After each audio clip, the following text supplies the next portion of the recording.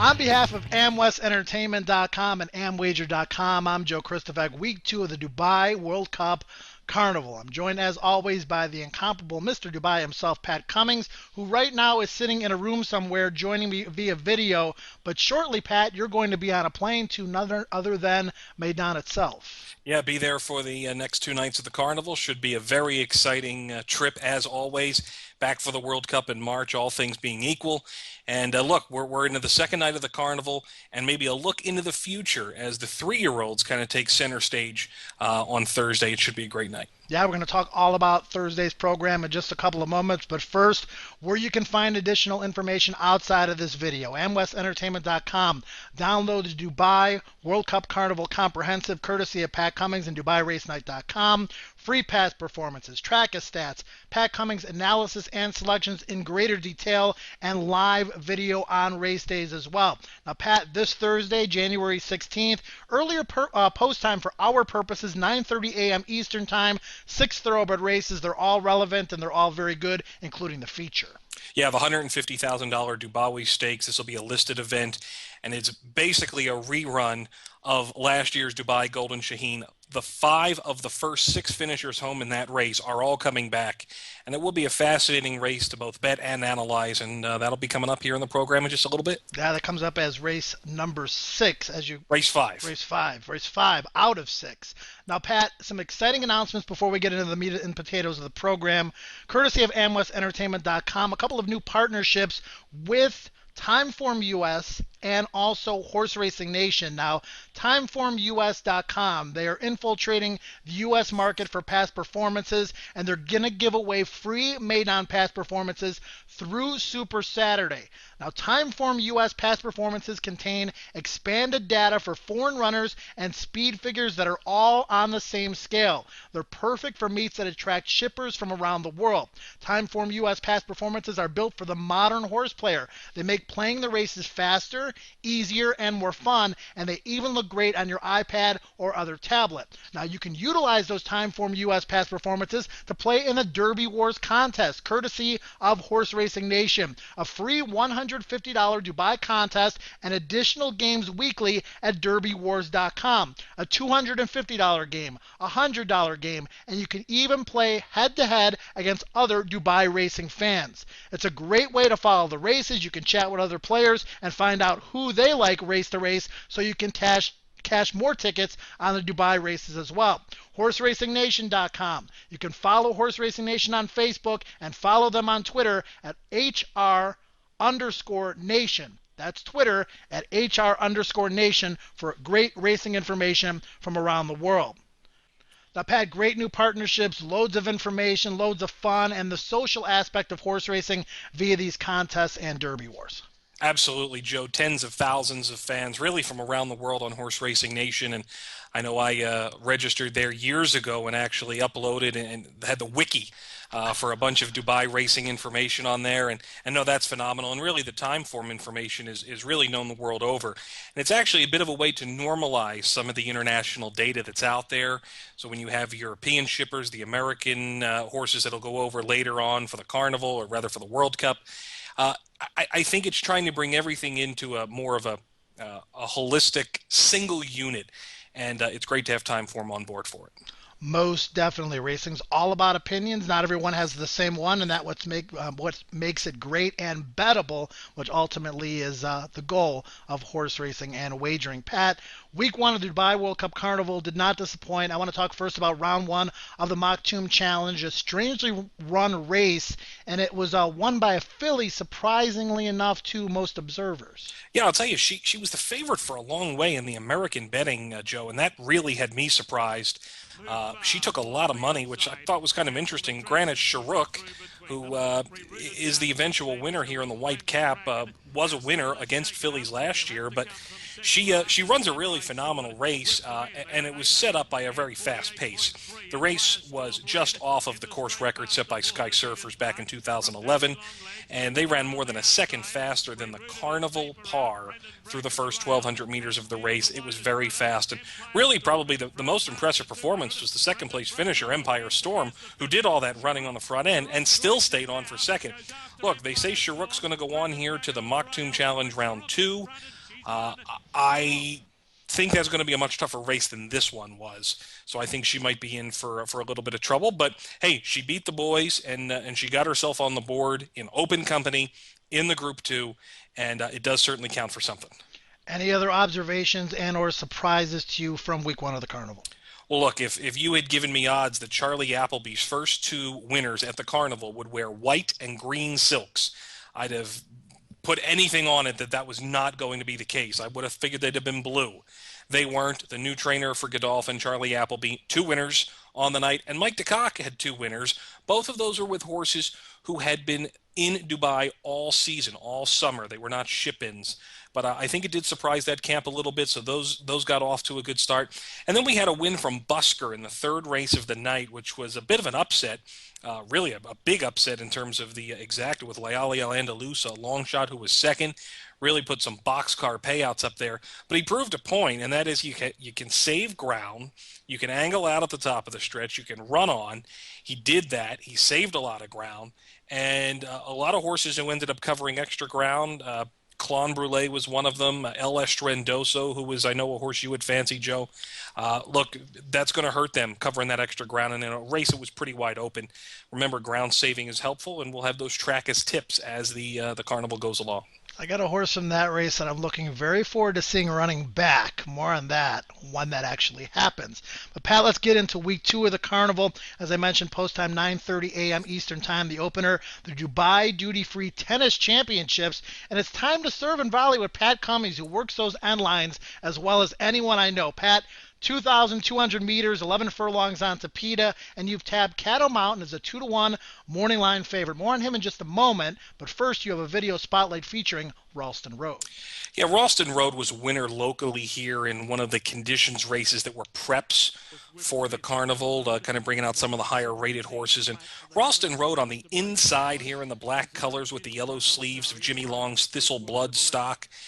Look, this horse just absolutely rides the rail and comes up with a win. And when you're looking at the past performances, you're going to note that this is a horse who had a win at Meydan over 2 turns recently. That's going to stand out on paper.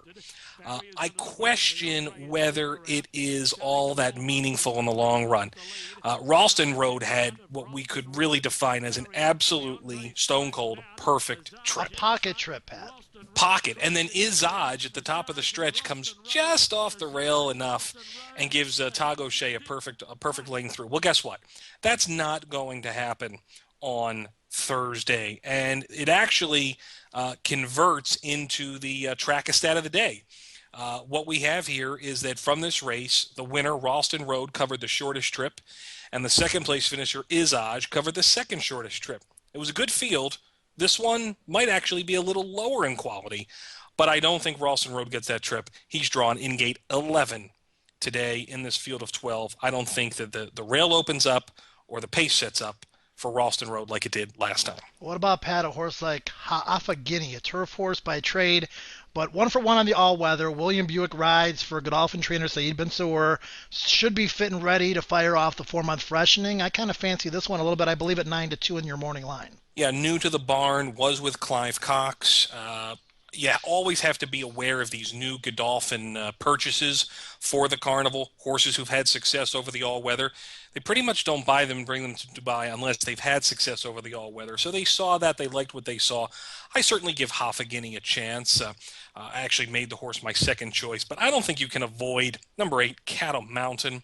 4 starts on the all-weather, 4 wins. 2 of them happen to be at today's distance of 2,200 meters. I think that is very, very impressive. This is the horse to beat. I think it's probably the easiest Carnival pick so far of the year, but it's a horse race. Anything can happen.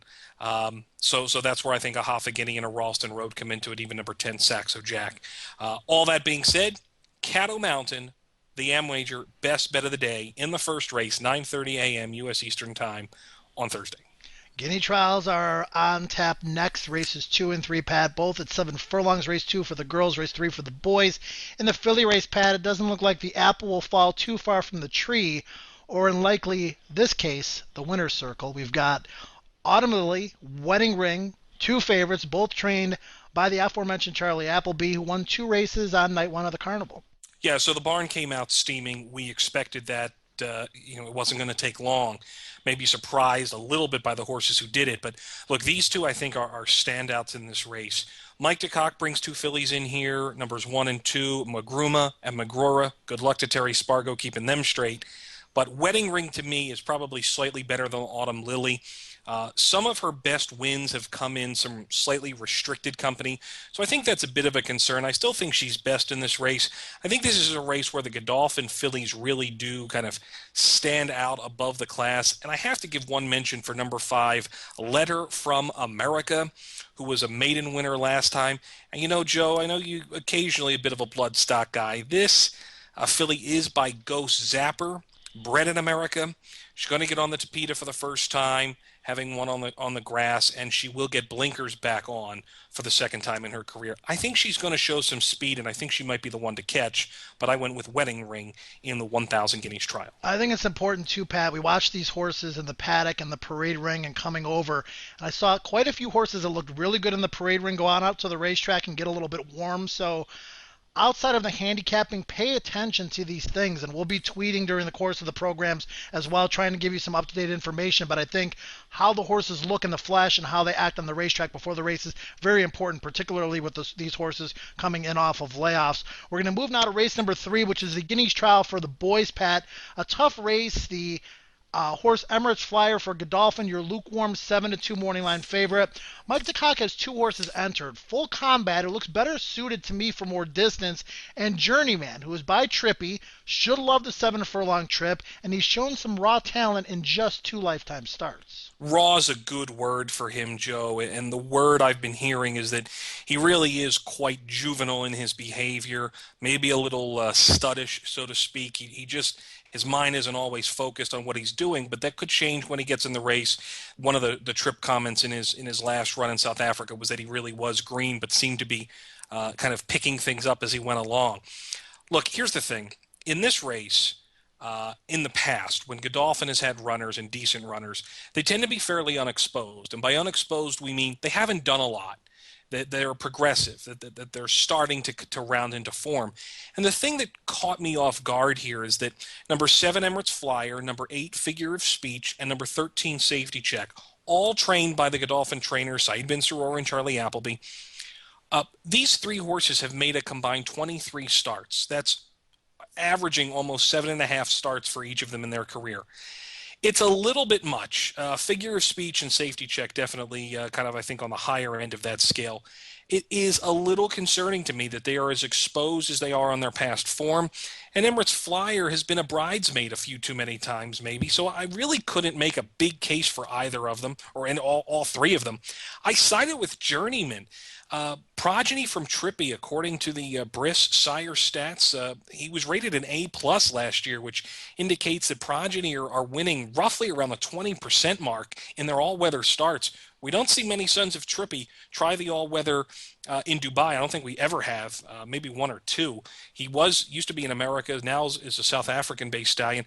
I went with Journeyman here. I know he probably needs this race for Mike DeCock, but I was really lacking a lot of direction in the race. Yeah, I'm with you, Pat, and I just think based on the fact that this horse has shown some talent already, has some progressiveness, and, the trainer got off to a fast start, I think there's a lot to like, particularly the 8-1 price, so it'll be interesting to see how the board shakes out, because I do think, like you said, some of these other horses they've already exposed what they are at this point in their career, so I'm looking for an upstart. Yeah, and Joe, they are coming off this South African layoff. We have seen this. Now, this week is where the South Africans are starting to make their appearance. So, we'll see. Look, Mike DeCock won this race last year with soft falling rain off the quarantine layoff, so he could do it again here. I'm just not all that moved by the home team stables, so to speak. If nothing else, it's going to be interesting, as will the fifth race, which is the feature. It's the Dubawi Stakes for all-weather sprinters. Pat, 3-1 in the class here. Ronaldo, the Wizard, who loves the Maidan Tapeta and enters this race, obviously, on a three-race win streak. That being said, he hasn't raced since March 30th. Look into your crystal ball, almighty Pat Cummings, and tell us, how is the Wizard going to run, buddy?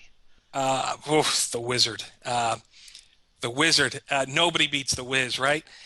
Look, if there's anybody has a crystal ball for this race, they have to look into it and they have to look back to March 30th to the Dubai Golden Shaheen. Let's go back, cue the video. We have 5 horses that are in this race from the Golden Shaheen that are coming back in the Dubai Stakes. Now, let's start with the winner, Ronaldo the Wizard. He's in those yellow silks, Belmont Mast in the red, Krypton Factor, who won the Golden Shaheen 2 years ago. Kavanaugh had a ground-saving trip, and United Color is out the back of the pack. And we play, look, Ronaldo the Wizard he loves the Tapeta. There is no question about it. The question we have to ask ourselves, Joe, is winning the $150,000 Dubawi Stakes the goal here? Remember when we talked about the tips for the Carnival last week? What is the intent of this horse in this race? For a lot of these horses, I don't think today is the goal. Ed Lynham has Belmont Mast, Fozzie Nass, Krypton Factor, Mike DeCock has Kavanaugh, and certainly for Satish Seymour and Ronaldo the Wizard, the goal is down the line. So what do? I've taken a slightly contrarian look on the race. I think there's going to be a fairly decent amount of pace led by Russian Soul, and if a lot of horses start rushing to kind of chase the pace, if they quicken up enough, I think the race could set up for number 9, United Color, who finished 5th in last year's Golden Shaheen. He was coming from well off the pace. I think he'll do that again in this particular spot. He is a winner over course and distance at Maidan, and he had a very, very respectable performance at Jebel Ali a couple weeks ago. The winner, Muarab, a very good local sprinter, and the 3rd place finisher from that race came out and ran a decent 5th, beating only 2 lengths at Maidan at the Carnival last week. So for me, it's a bit of an intent, a setup. I like number 9, United Color, and have made it my value play of the day off of an 8-1 morning line on the International Tote. Well, Pat, you mentioned a lot of pace in the race. I guess that remains to be seen. I think Russian Soul, as you mentioned, will be forwardly placed, and I think if this horse brings the A game, he could run a big race as well at odds of 8-1 on the morning line, and 8-1 for you, and 8-1 for me. And the time has now come to review all of your selections on Dubai World Cup Carnival Day number 2.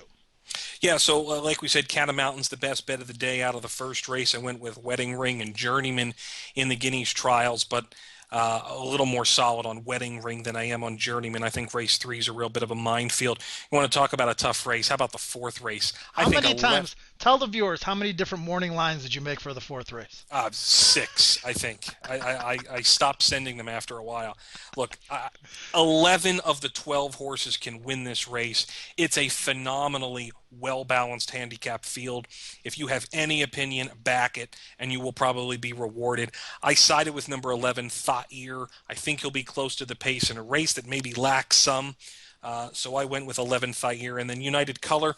And, a very interesting angle. In the 6th race, number 4, Validus, he was a $640,000 purchase as a gelding by Godolphin last year at the Tattersall's October in training sale.